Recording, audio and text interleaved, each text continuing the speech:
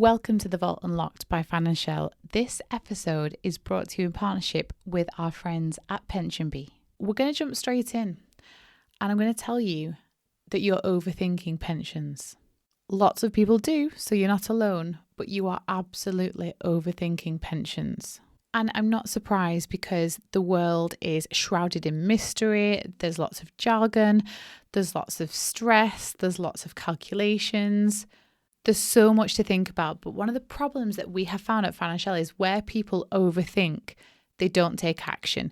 They literally delay taking action because they don't know absolutely everything and they've not got absolutely everything figured out.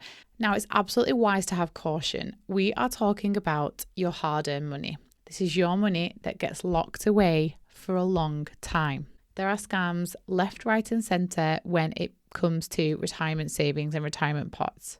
Everyone knows a horror story. And even legitimately, your money can be at risk.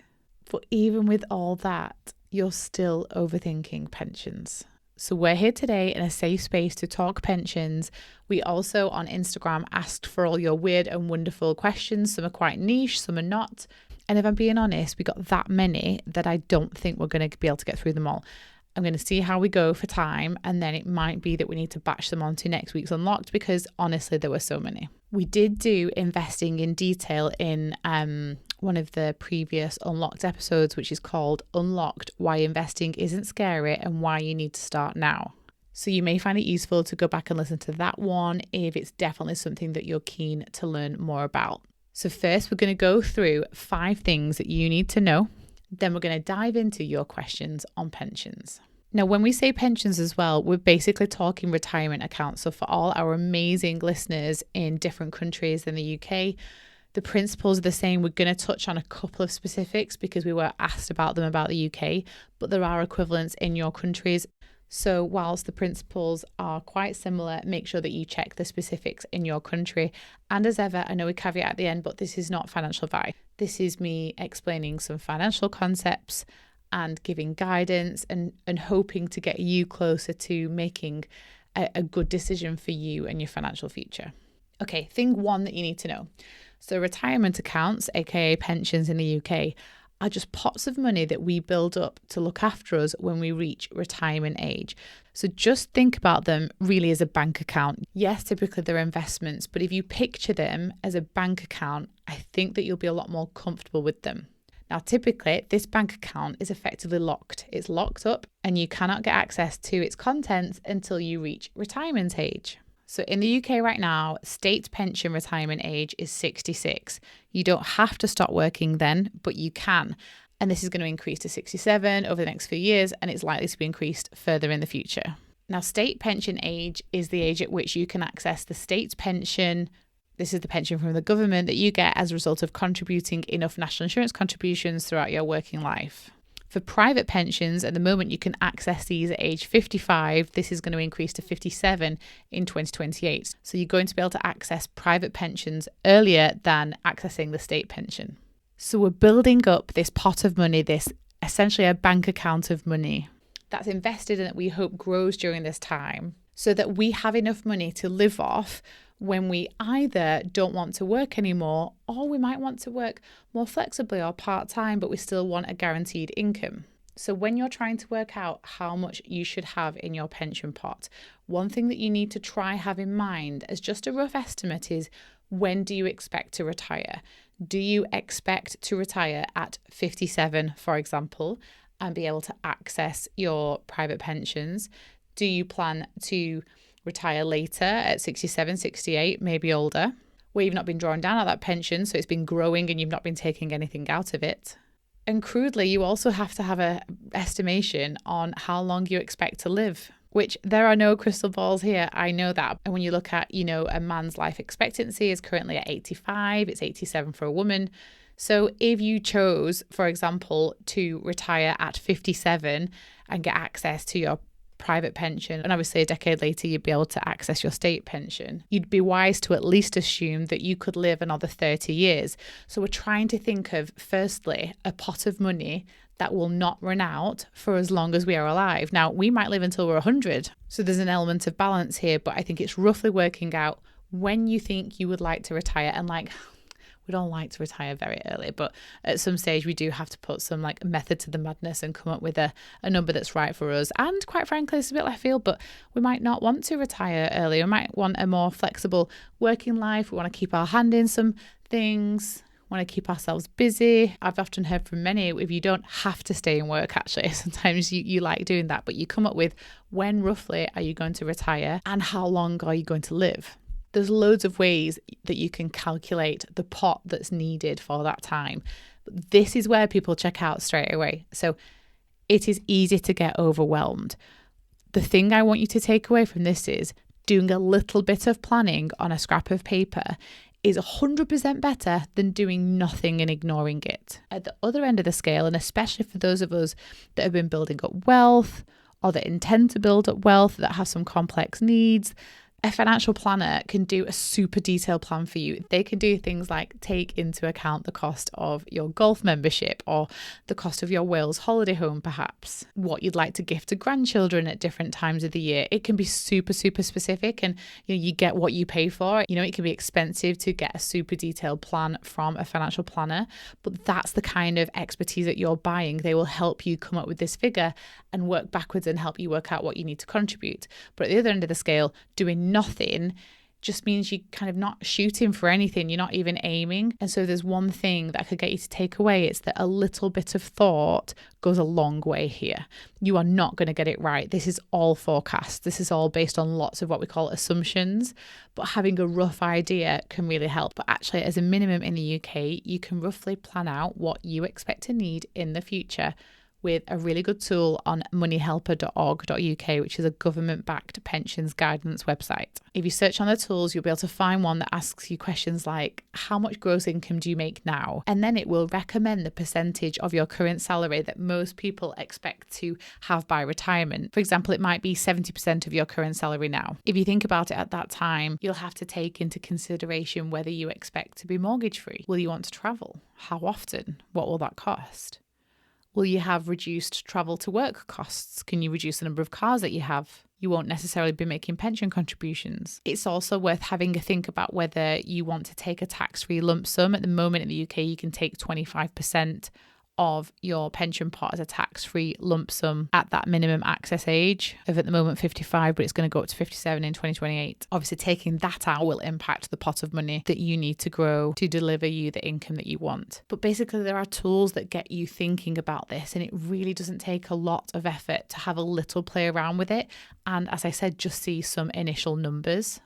The important thing to do here is come up with a number and aim for it, especially in the absence of nothing. Now, there are lots of different ways to use that number, that ideal income number in retirement, to estimate how much you need in a pension pot to retire. One of the most common is the rule of 25. And the rule says that you need 25 times your desired annual retirement income to retire comfortably. So for example, if you wanted £30,000 per year in retirement income, if you times that by 25, it gives 750,000.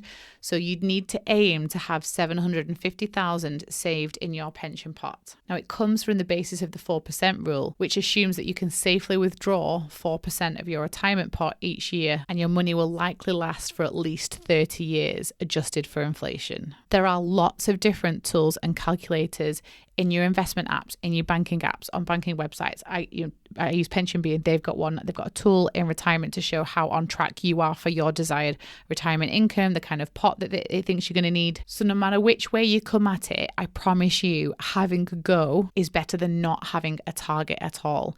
And so if you want something simple, you take your desired annual retirement income, you times it by 25, and that's the pot you need. A little side note here, that if you have an NHS pension or if you have a defined benefit pension, it's obviously a bit different because you don't have that pot value as easily accessible, and it's based on a lot of different calculations. But what you can do is sometimes see what the income would be, and you could take that off the pot number and at least see what the gap might be, if that makes sense. But quick recap for the rest of us: you've come up with the amount that you want to earn in retirement. You've times it by 25, which gives you your retirement pot goal number. But the missing piece here now is contributions. And that's point 2 that I want you to think about. So many of you asked, how do I know what to put in? And there's a couple of ways that you can do this. In the UK, a starter for 10 is to at least make sure that you are participating in the UK government's auto-enrolment calculations, which is essentially contributing 8% into your pension. 5% from the employee, which is you, and then 3% from your employer. There are some people who may be employed but aren't entitled to that contribution for a number of different reasons. They may earn less than the required amounts. They may have enough earnings but across lots of different employers. They may be a certain age. So there are a few exceptions, but generally, if you're employed in the UK, there are auto-enrolment entitlements for the individual where you contribute generally 5% of your salary, and there's a contribution from the employer of 3%. Again, I'm doing high level here. There are some exceptions. It's not on all earnings. There's lots of different calculations, but we're doing rough and ready here. If you are self-employed, whether that be self-assessment or whether that be a limited company, please have a think about at least mirroring those contributions. Now, I appreciate you don't have the 3% from employer to help, but you're behind. And so at least looking at putting 8% of your earnings into retirement or thereabouts will have you at least on par with someone who is employed. At least starting here, make sure that you get the ball rolling with pensions. It's not scary. You make regular contributions. And once you're there, we can then start looking at whether that's going to be enough to achieve what you want to achieve, which is the pot that we talked about. Now, in most cases, there'd be a gap. In most cases, the auto-enrollment percentage will not necessarily get you the pot you want. And so roughly, we can work this out with a process of elimination. So if you go to any investment calculator, you could play around with monthly contribution amounts, input a conservative year-on-year growth percentage. I'm super conservative. I tend to put like 5-6%. Some people put 10, some people put higher than that, but I like playing it safe. And then you stretch that over 30 years, really, really simple calculations, and you'll see what it pops out. And you'll be able to see that if you invested that sum of money and it gave you that return over that number of years, what you get at the end.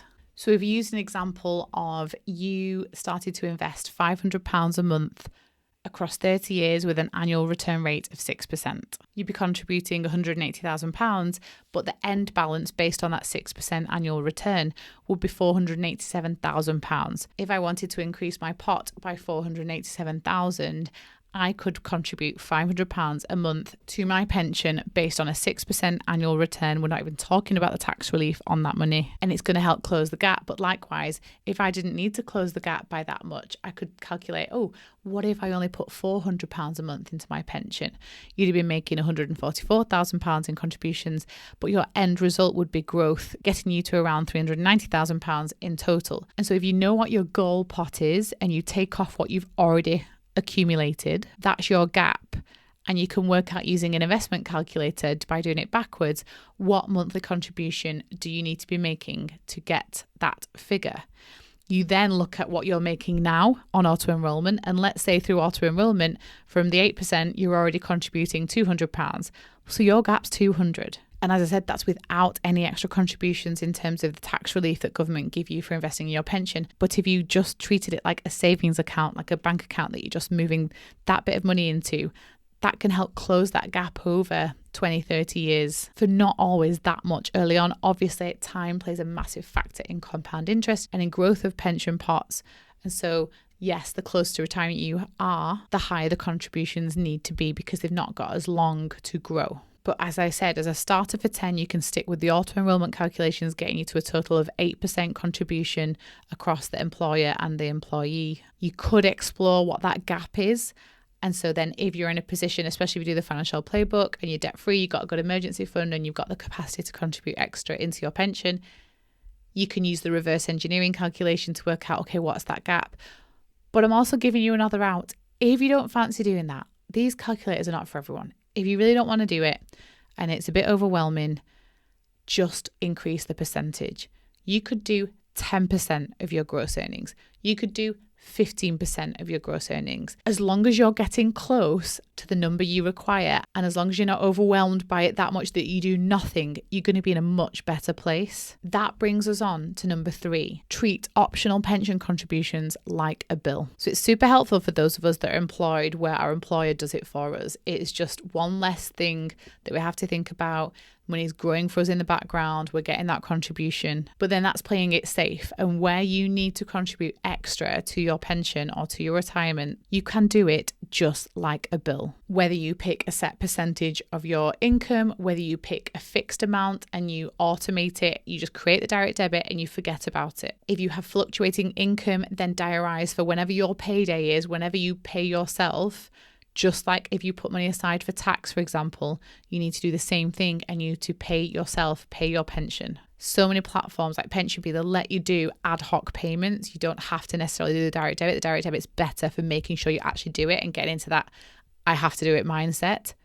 But if you want that flexibility, especially if you're self-employed, especially if you're commission-based income, treating it like a bill and just getting it paid is one of the best things that you can do for your future self. This is also true if there's an earning disparity between you and a partner, and there's a feeling that the household should, carry some of the financial burden of making sure that one person's pension isn't behind. It happens a lot in maternity leave. It happens a lot when women go part-time or take on reduced salaries. This can be set up like a bill. It doesn't need to go into a work account. It doesn't need to be this big thing that we overthink. It can just be assessed, pick a number, set up a direct debit or set up a direct transfer and just get it going. Pension contributions should come after making sure that you've got a roof over your head and food and utilities, but before new clothes, new cars, Netflix, whatever it is. Point number 4 is a little bit short and sweet. I can't remember if we went into detail on this on the other episode, but know that you can vote with your money. You can use your pension contributions, basically your investments, to reward companies that you believe not only do commercially well, but do so in alignment with your principles, whether that be environmental, whether it be faith-based, whether it be that you don't want to back companies involved in arms or tobacco or whatever it is for you. You can, with almost all pension providers, impact where your money's invested. It could be a particular type of plan, whatever it is. You do have options there. And so whilst I don't want to overwhelm you with another thing to choose, and you may just want to go into the default plan that is in alignment with your age and your risk appetite, it is worth having a little look at the ability to vote with your pensions and vote for things that you stand for and invest and reward businesses with your hard-earned cash that align with your values. And I think the way that I've described this before is reminding you that a big part of your pension is typically made up of what we call equities, so stocks and shares. And so people and, machines really and automated programs are buying and selling stocks and shares on your behalf. And they're doing so in a way that spreads risk and diversifies your pension portfolios, but also in a way that they want it to make a return. So they take your money, they buy shares in these big companies that say they're going to do amazing things, that have done amazing things in the past. And that company gives you shares and takes your money and reinvests it in their business. And so if a company doesn't get investment, if it doesn't get picked, if it's doing naughty things and no one wants to kind of invest in it, then that company's not going to do well. But the purpose-driven company that you want to back and that your plan backs gets extra money because people want to be sustainable and people want to be purpose-driven. And it has more capital, more cash to put into good projects and good products that might help our environment or help people or make life harder for people that don't do those things. So it's just something to consider. It may be that you consider it later. It may be that you're quite comfortable with investing and you'd like to take more of a interest in it, but have a little look because you do have a say. Like you could have massive impact just with where your portfolio is invested. And then the 5th point before we jump into your questions is I often hear this concept, it's too late for me, it's too late for my husband, it's too late for my mum. And listen, there's some truth in the maths, isn't there? What have we talked about? We've talked about estimating when we're going to retire. We've talked about knowing what you need to contribute to have enough in the pot to grow to the amount that you want when you retire. That is going to be driven by the amount of time that you have until you retire. the amount that you earn at your job. You can't pick a £10 million portfolio pot if you earn 20 grand a year. It's not physically possible unless you live for another 1,000 years or you get a humongous pay rise. That being said, does that mean we just do nothing? No, for a couple of reasons. One, because something is better than nothing and closing the gap is really, really important. It's important for our self-esteem that we are doing something actively to improve our own well-being, improve our longevity, improve our retirement experience. And ultimately, we would be growing our net worth, which is again a massive confidence booster for people. It really enhances their financial well-being when they can see them directly contributing to their own future. I often share my auntie's story, who is someone that 10 years ago really didn't pay attention to pension. It wasn't a thing that our family did before that. Her mum before her didn't do it. It's work, and you're not thinking about the longer term financial situation. But when I sat down with her and I looked at, firstly, grabbing all her pensions from around the world, getting them all together, understanding what she had. Firstly, that exercise was massive because she realised she actually had more than she'd perhaps thought. But importantly, we worked out the approximate gap. And the minute we'd done that exercise that I talked about earlier, her priority became pension. She was consumer debt free. She'd never really played around with debt. And she had a good emergency fund that she built up. And had we not done that pension exercise, whenever she had potentially come into money through a bonus or through a pay rise, tax refund maybe, the focus might have been more on treating herself. Like she definitely didn't see herself as an investor, quite a risk averse person, but she knew that gap, and her focus in the growth stage of the playbook is to invest in things that grow her net worth, and her pension was the thing staring us in the face. There was a gap, we needed to fill it. She would get the contribution from her employer. She would also get the tax benefit of making that investment. And so we started that process. She set up these direct debits and was putting it in, and then she'd get a bonus once in a while and she'd put that in. And honestly, I'm so proud. And we may not close that gap, but we've done a bloody good job of trying. And had we not had that conversation and that framing of this process, she would be tens of thousands of pounds behind where she is.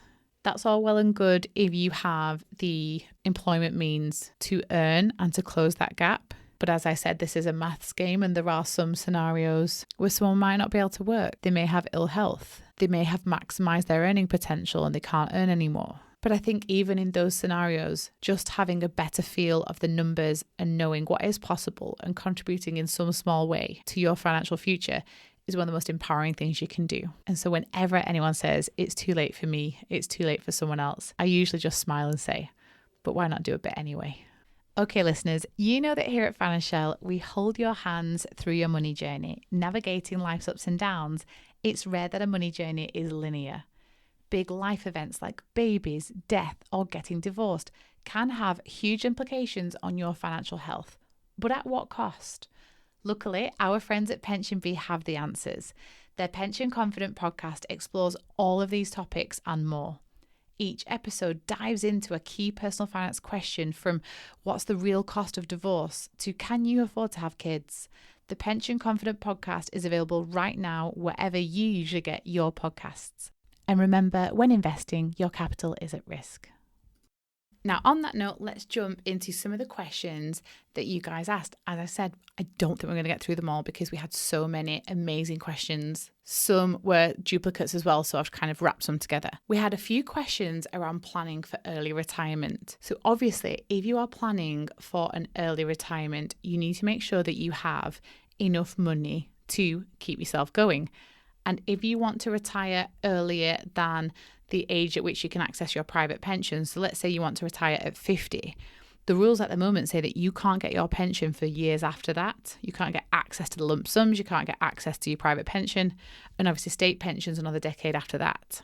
So you have to come up with a strategy, an investment strategy that can help give you the assets that you need in pre-retirement locations without compromising on the upside of investing in your pension, especially the tax upside and especially the employer contribution upside. So if you think typically about the vehicles or the places that you can put money and you can invest in to help sustain you in a financially independent way where you don't have to work and your assets give you enough income. So obviously you've got your pension, you get tax relief on the way in, so you get your tax back for contributions that you make. Obviously, for salary sacrifice, you don't get the tax back because you actually got the tax benefit on the way in. But essentially, you get tax relief on pension contributions, and then later you are taxed on the way out. So what that means is pension income is taxable.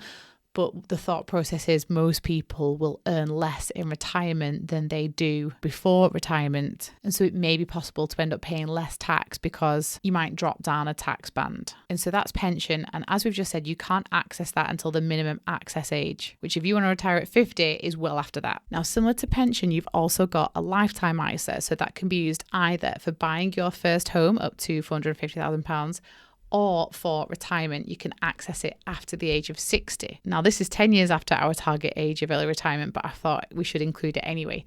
You can open a lifetime ISA between the ages of 18 and 39. You can contribute up to £4,000 per year, and the government will then contribute 25% of what you put in, up to £1,000. So max out at £5,000 contribution total between you and the government per year. You could do a cash or a stocks and shares ISA, and there is a penalty for withdrawing before 60 if it's not for buying your first home. But alongside the pension, you do have the lifetime ISA. So aside from those mainly retirement focused products, you've got the stocks and shares ISA. There's no tax relief on the way in because you've paid tax on that money, but it grows tax-free and it can later be accessed tax-free, crucially, at any time. So for those people that want early retirement, it is still very important to think about your pension strategy and to make sure that you're building up a pension that can grow over a long period of time. But you would be wanting to complement that with a pre-retirement investment vehicle like an ISA, like a stocks and shares ISA.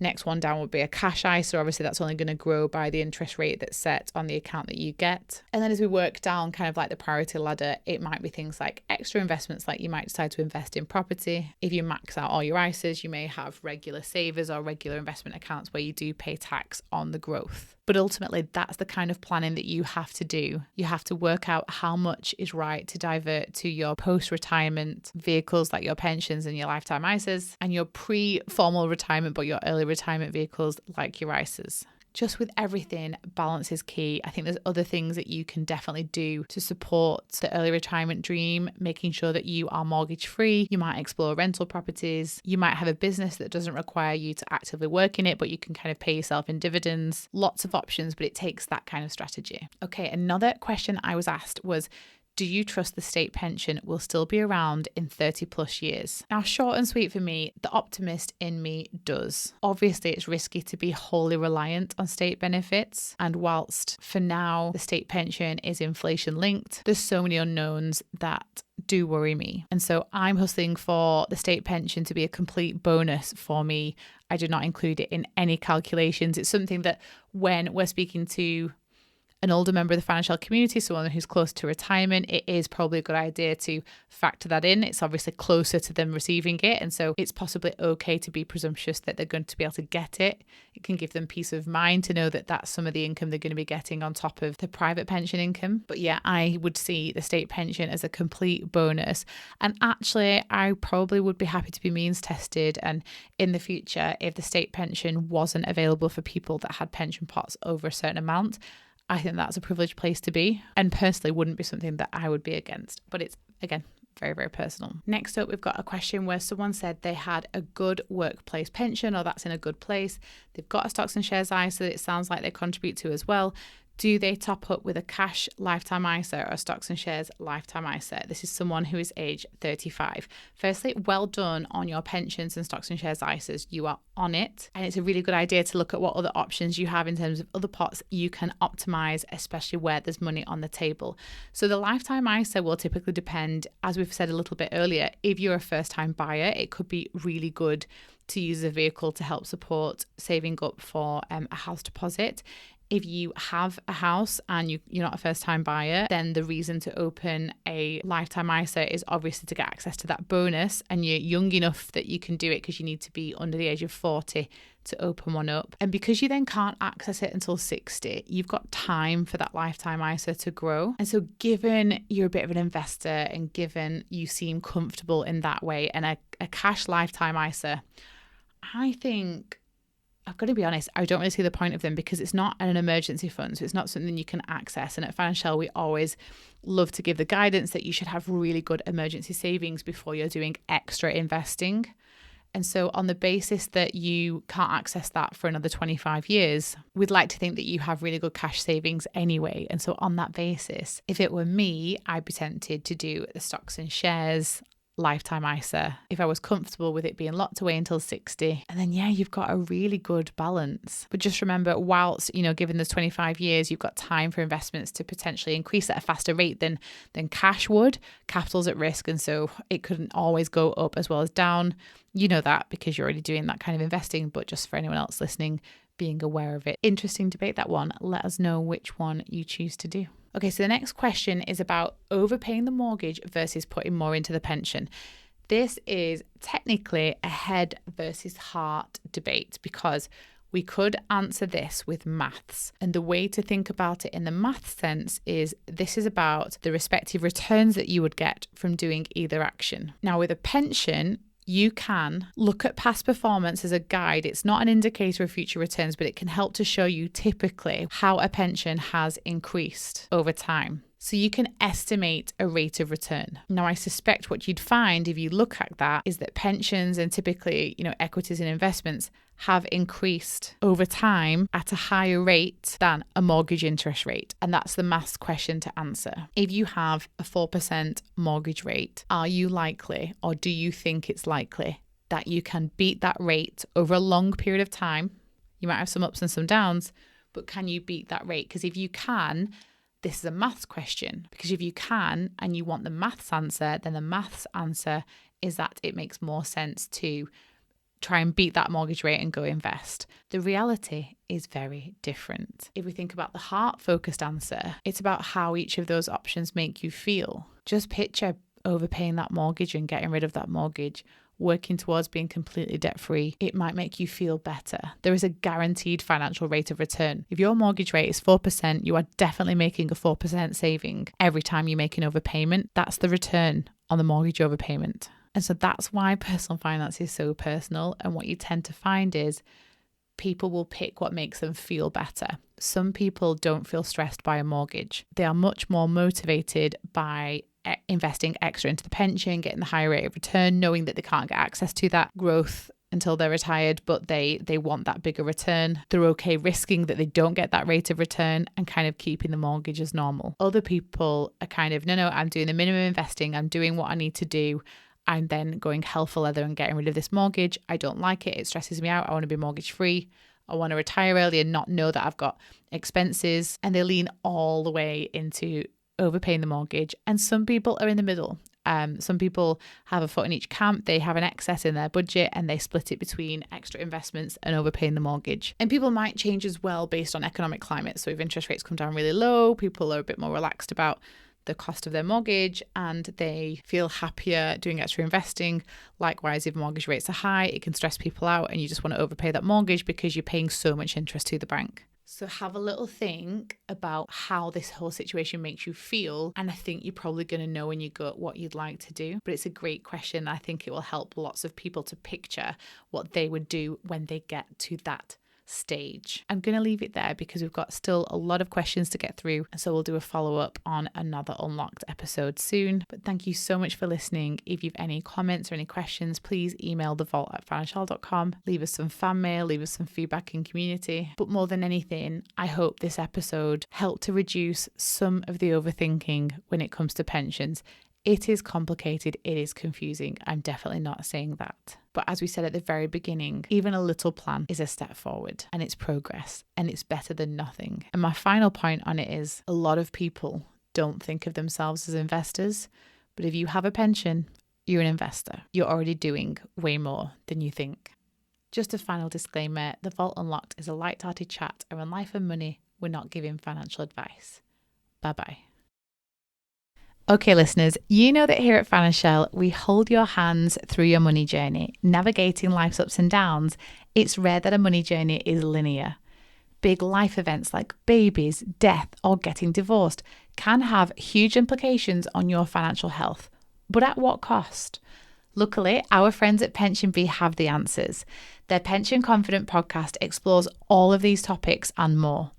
Each episode dives into a key personal finance question, from what's the real cost of divorce to can you afford to have kids? The Pension Confident podcast is available right now wherever you usually get your podcasts. And remember, when investing, your capital is at risk.